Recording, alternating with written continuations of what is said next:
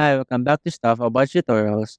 Today we're talking about how to hide comment jump button on Reddit. Maybe you find the jump button distracting and unnecessary, or you just prefer a more streamlined view of comments and discussion. So today I'm going to show you how to hide comment jump button on Reddit.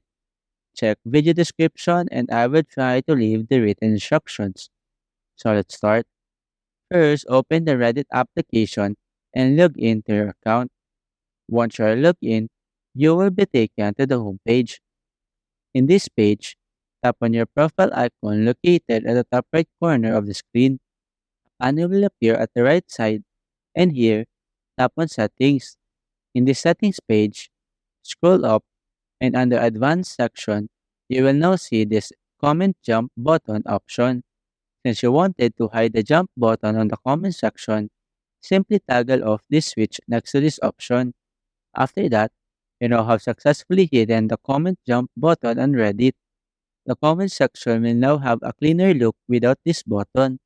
There you go. If you wanted to know how to hide comment jump button on Reddit, that is the easiest way I know how. If you know another way to hide comment jump button on Reddit, leave a comment below.